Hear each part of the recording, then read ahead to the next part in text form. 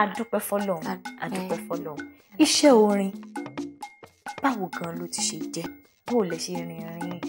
orin torí ìgbà kan mọ̀ pé báǹkì òun lẹ́wà ẹ̀yin ṣiṣẹ́ báǹkì ají láàárọ̀ bó ni iṣẹ́ báǹkì ṣe àpapọ̀ mọ́ iṣẹ́ orin. adúpẹ́ lọ́wọ́ Ọlọ́run láti ìbẹ̀rẹ̀ iṣẹ́ orin ni Ọlọ́run fẹ́ jẹ́ kí n ṣe ṣùgbọ́n èmi kàn gbígbà pé nǹkan tí mo lọ kọ́ ní school banking and finance mo ní láti ṣe bẹ́ẹ̀ ṣùgbọ́n ẹ má bínú mo máa fi àwọn òyìnbó kọ̀ọ̀kan ayé gbà. so along the line mo wá rí pé nǹkan tó lọ́run really fẹ́ jẹ́ kí n ṣe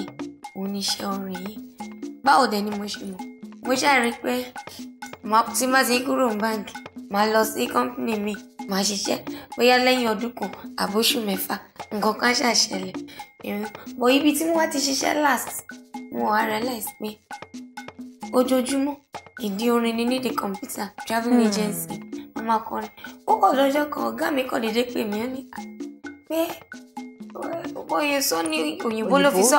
ṣùgbọ́n nǹkan tó sọ ni pé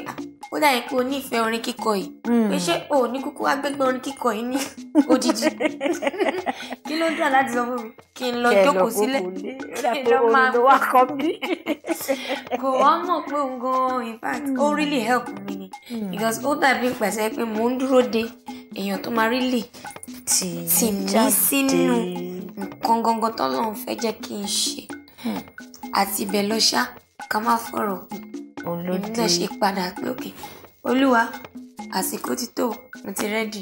bóun kì í ṣe wọ́n dẹ̀ kọ́ àmọ́ ṣe wọ́n ní pé báyìí ní kẹ́ ṣe báyìí kẹ́ ṣe àdẹ̀tẹ̀ ọ̀rọ̀ ẹ̀ òun náà ló bá mi dé. Olúwa máa ṣe wọn ọdún wo gan ni iṣẹ́ orin wa bẹ̀rẹ̀ lónìí pẹrẹwu fún yín. yeah professionally ó bẹ̀rẹ̀ ní 2005. my first time tí màá bá wọnú studio pé mo fẹ́ lọ kọrin ara títẹ̀ mi 2005. orin wo sì ni ẹ̀kọ́ ń gbà yẹn. well orin yẹn àwọn ẹgbẹ́ wa lọ síbi kíkà àwọn orin tí mo kọ́kọ́ record ńgbà yẹn àwọn orin yẹn kò ṣe àwọn orin tó yẹ pé àwọn èèyàn rí lè mọ̀ mí mọ́ ṣe wọ́n pé a ṣẹ̀ṣẹ̀ bẹ̀rẹ̀ ní ààrẹ mo bá ṣe máa gbé lọ àwọn owó tá máa fi tá máa gbé bọ̀ bó ṣe ń lọ along the line ṣá a tún padà Olúwa tún fún wa ní òye àti ọgbọ́n inspiration from above a tún fi kàn mí ìgbà after that time la wá wọlé tí mo wá lọ ṣe that was in 2008 la lọ ṣe igud alágbádá iná aláwọ̀ tẹ́lẹ̀ oòrùn ọba mi ẹlẹ́mìí ìkẹ́. ọdún yẹn náà la tún padà lọ tá a ṣe Olúwa kú iṣẹ́ bẹ́ẹ̀ sọ̀rọ̀ yìí pé àwọn èèyàn nífẹ̀ẹ́ púpọ̀ ọdún yẹn náà. ẹ ṣeun mo rí wípé ìlú tí òde òní ó pọ̀ nínú àwọn orin yín débi wípé àwọn ọmọdé fẹ́ràn ẹ̀ lọ́pọ̀lọpọ̀